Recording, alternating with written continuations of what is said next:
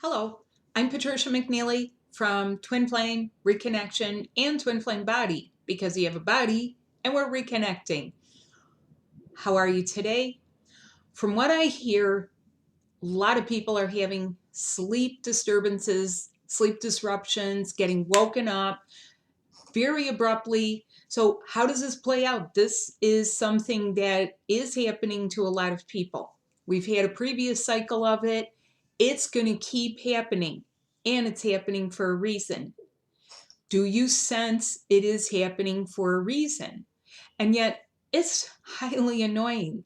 On top of that, you genuinely need rest and you need to be able to get decent sleep. So how is it that this keeps happening when some higher power knows that you need to sleep? Well, therein lies some of the reasons for it. So how can this look? You're waking up at 3 a.m., you're waking up at 4 a.m., or you're waking up twice a night. You're waking up at 2 a.m. and you're waking up at 5 and you just can't possibly get to sleep. Then you got to get up and go about your day. And that gets to be very exhausting. And you can have a situation that I call tired but wired. You feel hyped up and yet you are so tired. You know you need some really good extra sleep and it is not happening. There's good news. I know about this. The first time I went through it, I actually was getting woken up and almost being made to stay awake, so that I was essentially getting an hour's worth of sleep for about what felt like a really long time. I'm going to go out on a limb and say about a month, and it showed. It showed a lot because it was affecting me. It affected me during my day. I had like that jittery feeling, like my nerves weren't really sufficiently rested. Everything was getting on my nerves. I found things very irritating. I worried about driving, and yet it didn't stop for a while. And not only that, it felt like there were nudges at the same time. And those nudges reminded me of, someone when they're in bed with you and they kind of roll and they wake you. But it wasn't dark. It wasn't negative. It was just that there was nobody in the bed. So guess what? The call was coming from inside the room, meaning it's from inside your body somewhere. And it is from something outside and actually above you. So there's a real reason for the wake up. Then one time, this was years ago, I get woken up, but this time feels different. And I wake up and I'm like wide awake and I just say, activate me. I don't know what in God's name, except God, made me say that, but I did. I was like, activate me, with this hugest smile on my face. And I'm like, I don't even know what that means. I don't know what it's going to entail. I don't know what I'm going to purge, because little did I know there would be some purging involved, but that's what I said. It was that vividly real. It was blurted out before, and there was, again, nobody in the room. There was no one to hear this except myself and my higher self, who I feel was responsible for waking me up. Of course, some of the other sensations I had was sort of being shaken. Now that reminded me of when a dog comes out of water and they sort of shake and they have like loose skin and it, starts flinging the water off of them. It felt like shaking and shaking, like when you want something to, kind of, get something off. So I was being shaken until I actually said, okay, enough. Like, I can't take this anymore. It's time. Like, it's enough. It's enough. Okay, it's enough. Please stop. Please cease. Again, who am I telling this to? Well, it was the higher version of me.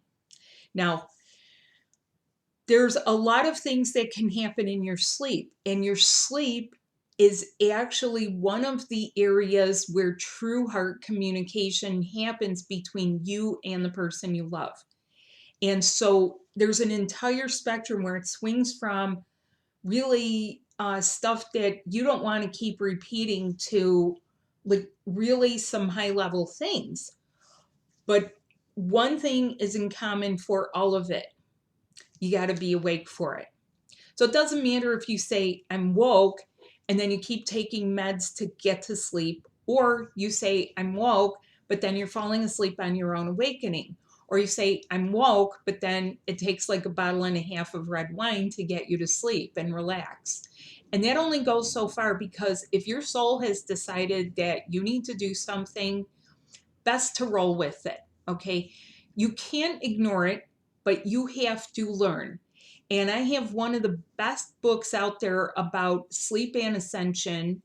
It is my third book, and it guides you through it, tells you the reasons. It tells you some of what to expect so that it takes the fear out of it, and that you feel like you have a reason for doing this, that it's not some random abstract like pummeling of energy, or someone is randomly like pulling something out and you just tumble out and you're awake, or something's messing with you, or it's some weird cosmic version of sleep deprivation torture. It can feel very torturous to people who aren't aware. And yes, people who aren't aware, if you do go on certain things to help yourself, you're kind of delaying the process, but I don't recommend it. I don't recommend it unless it's absolutely crucial. Okay. Some people are meat and potatoes people like that, where they only go one route. And I like to tell you, put what you need to do, which is engaging the metaphysical parts of yourself. When you do that, that not only edifies it for you, it strengthens you, it tempers you like honed steel, and it also gets you upgraded. Now, there is a process for sure, because like I say, this can go on actually for 2 months period, a 2-month period. It doesn't matter what time, and it doesn't matter how magical the number seems at first. It will annoy the crap out of you. It doesn't matter if you see 333, you wake up. By the 20th time of seeing that on the clock, you'll want to take your clock and like toss it. It will get so annoying for you. Trust me, I've been there. I was like, what in heaven's name or hell's name is going on? It was a thing. It's a distinct thing that happens in the process of ascension.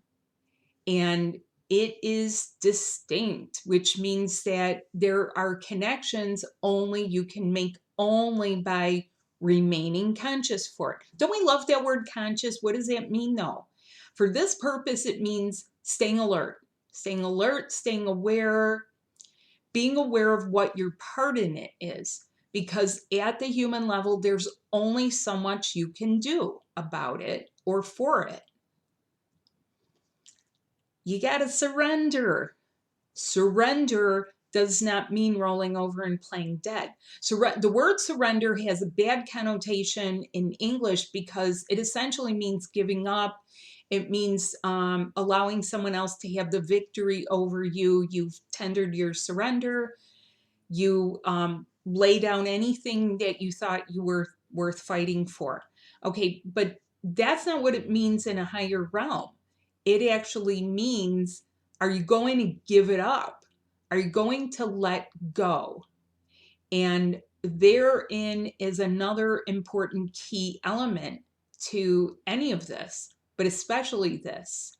Okay, I made the mistake of resisting it first until it became really clear, like my attention was required. No going to sleep.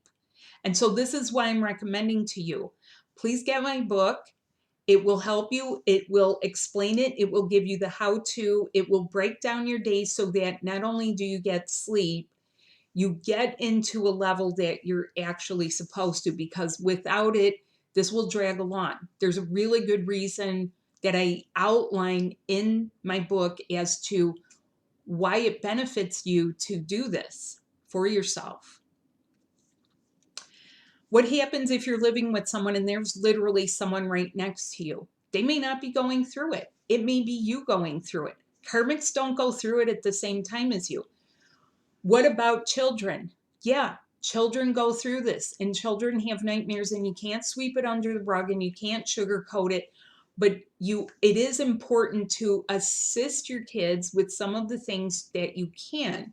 And some of the things that are in my book are very user friendly for people or parents who have children. Children are ascending too, because the more you unravel your ancestral DNA and all of those patterns, or whatever you call it, programs, patterns, the more your kids can step out of it. And it gets tricky for a parent.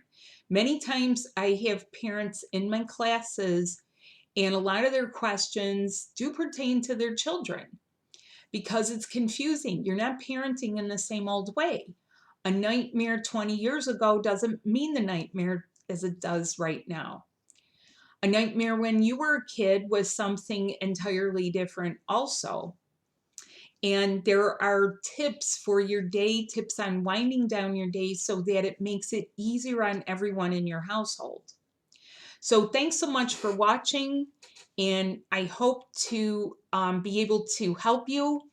If you are really stuck, please have a session with me and try my books. They are very helpful. That was the intention. That one is going to be helpful in more ways than one, and there's a lot of great tips, a lot of what once was, how it's going to be, and the reasons why, and some of the delightful things. Thank you. Bye now.